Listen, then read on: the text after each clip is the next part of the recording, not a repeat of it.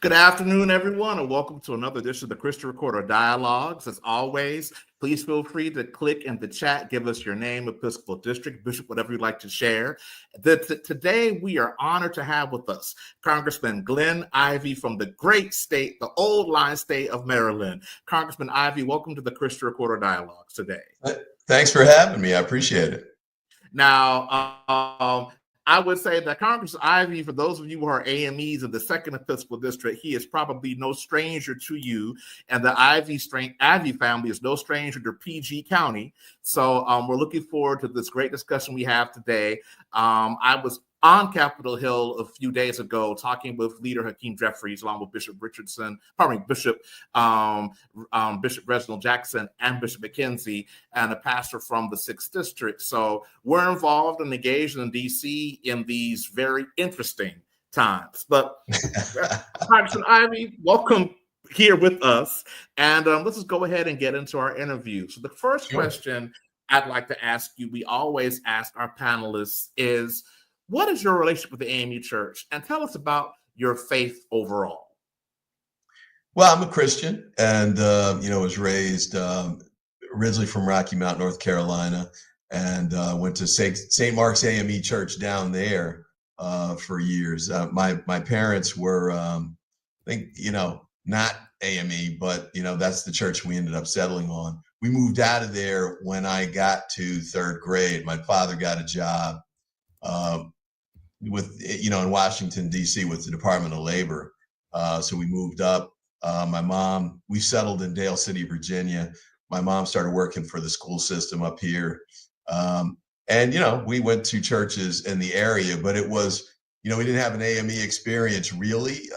It was predominantly white area. In fact, it was like a heavily white area. So we didn't have the same kind of Black experience from a church standpoint that we did in Rocky Mount. But after I got out of school, got back, we moved to Prince George's County, started going to church again. And then when I ran for state's attorney and got elected, one of the things we did was a lot of outreach to and through the faith community, largely AME, but not solely, Baptist churches, Catholic churches, different religions. I mean, for me, trying to reach people where they are is the key to being an effective government official. So the AME Church has been a real principal co-leader from my perspective. It has made a huge difference in the community.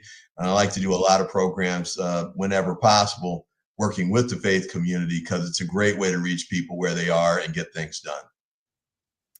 And I should say that I met you on the front row of Ebenezer AME Church for Washington. And I should say, that I've been doing this for a while, and we've seen many politicians at various levels come in and go in our churches. And we can tell when someone is there for, that Sunday morning, okay, I got to make my circuit, versus someone who is actually there for the service, and someone who's at home with us.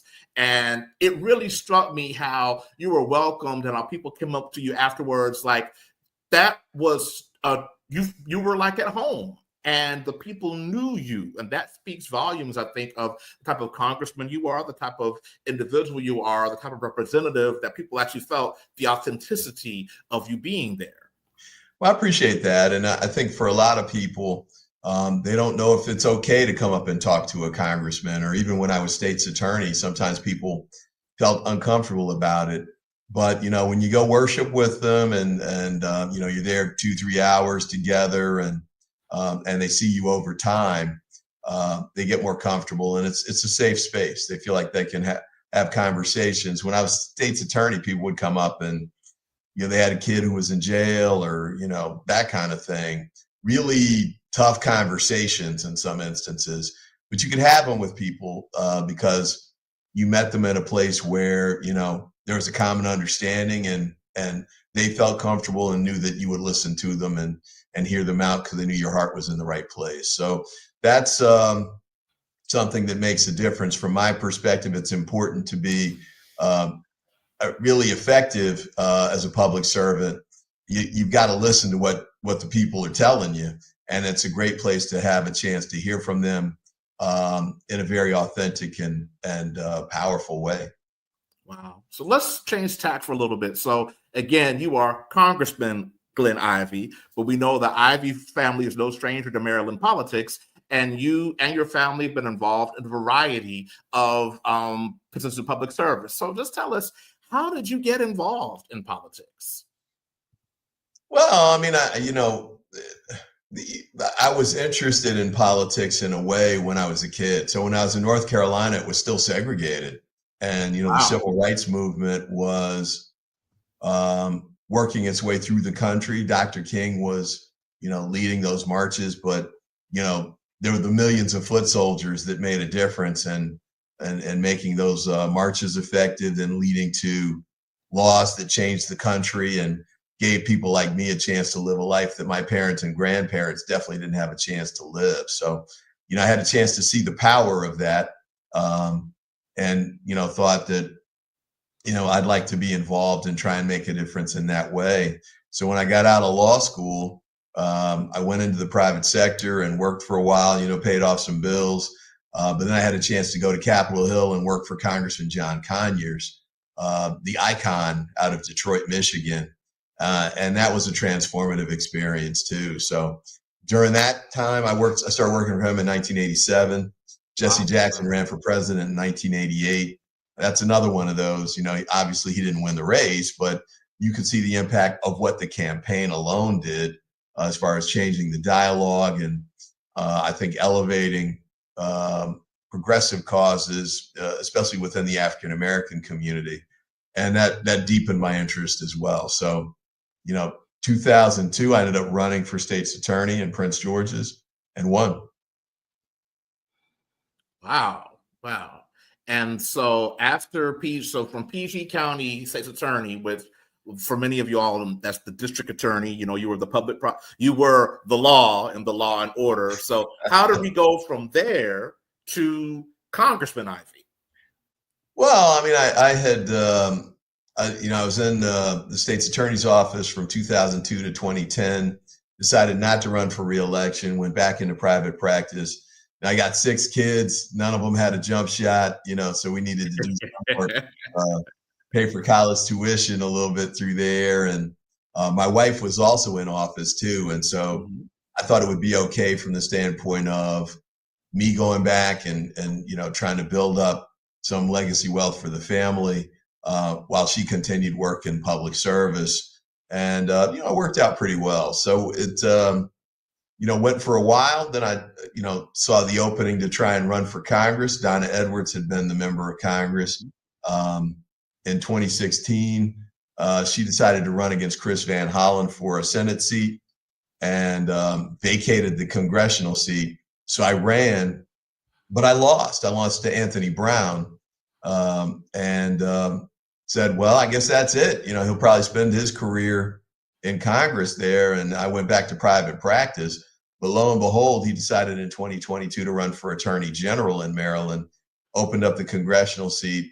I ran for it again, and this time we actually won. So it was a real blessing. I felt like I didn't think it was going to happen after I lost in 2016, but sometimes you stay prepared and things come together for you, and it all worked out. So I'm blessed in that regard. There are a couple of things, me of the millennial generation, and I know some of the more seasoned saints listening to this will probably perhaps understand as well. But for me, like listening to someone and hear you about what it meant to walk with the John Conyers, what it meant to see Jesse Jackson run. And I'm thinking about what it meant to be in Chicago when I was seeing Barack Obama going from, we don't think he'll make it, but we'll throw in some dollars, to being the Democratic nominee and the president. And also reflecting on the cost of public service, like hearing you say, 6 kids, public service is public service. Most of the people, we hear about billionaires and millionaires in DC, but most of the people in Congress, AOC said, look, I can't even get an apartment. And there are people who are in between those gaps. I'm just hearing, that's why there are the barriers to public service for people of African descent. And to hear, the cost, that it took to really do this. And the partnership, in the AME Church, we had both Val Demings and her husband both worked together. And when we interviewed her back when she was still in Congress, she talked about, how, they work together, but they also have Chinese walls in between their different political pieces. So it's just nice to hear about the partnership, as well as understand through your voice the cost, but also, as we say in the church, you were delayed, but not denied. Yeah, it was delayed. I didn't get elected until I was 61. The funny thing of that was I came in with Max Frost out of Florida. Actually, he replaced Val Demings. And I got kids older than Max. I think he's 27 now. So, so I'm a freshman. I'm probably the oldest freshman around, but, it was good balance to come in with somebody, and have that kind of age range. And he's a talented guy, man. He's really phenomenal. So it's been a blessing. And the upside, I guess, too, is that I bring a lot of experience, 4 decades worth, pretty much, to the job when I got here. So I certainly was well prepared for the moment. And now that Trump is the president, you need all the preparation you can get, because this is a fight for all the marbles here with this guy. He's really devastating. Government employees in my district, Prince George's County, Maryland, has tens of thousands of federal employees, many of whom have been forced out of their jobs. He's destroying the economy. He's attacking in the private sector as well. These scurrilous attacks on DEI, have just been really insane, trying to strike us from the history books, blocking any chance for us to get, positions in, sometimes entry-level positions in these corporations. It's pretty incredible. And then the cuts across the board are damaging too, to, like, say, Medicaid, taking school lunches away from kids who, can't afford it on their own, cutting healthcare access to, low-income people, grandma, elderly, it's astonishing what he's doing. So I feel very blessed to have a chance to fight this fight and be out there trying to help people who are going to really be hurt by what Trump is doing. We need to make sure we fight against it at every level and every possible way.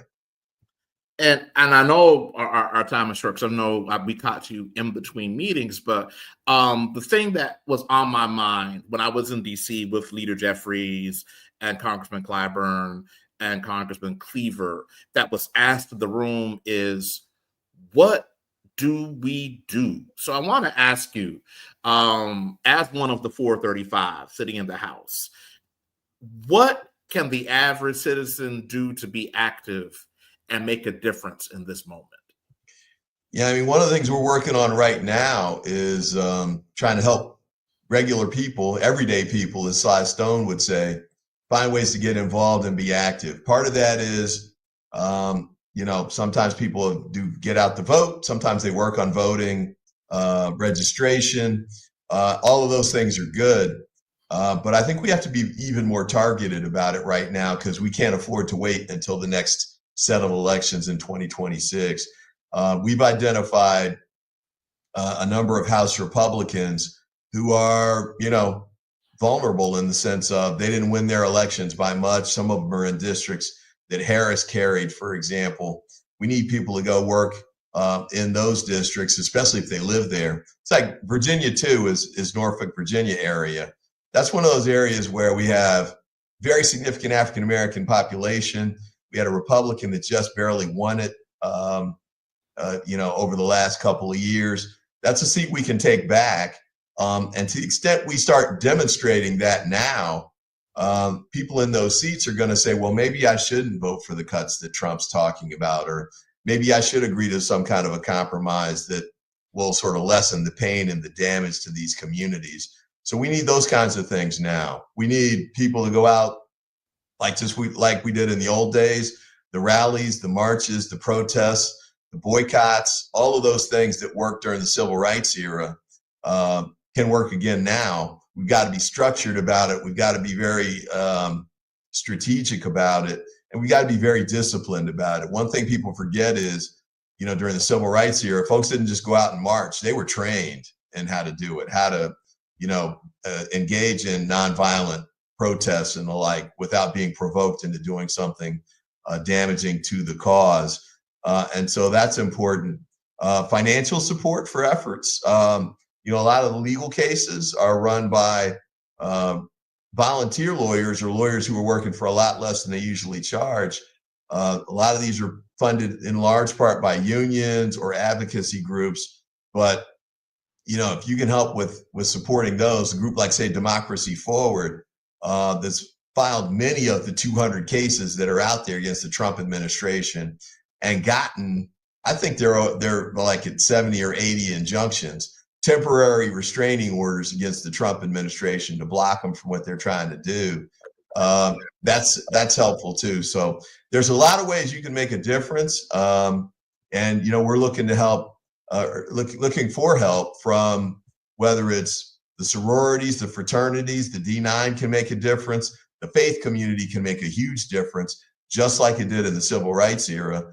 And we've got to make sure that all our institutions, HBCUs and the like, are focused on supporting this too. Those have been the backbone for African-American advancement and achievement in the past. We need all hands on deck again to make it happen now.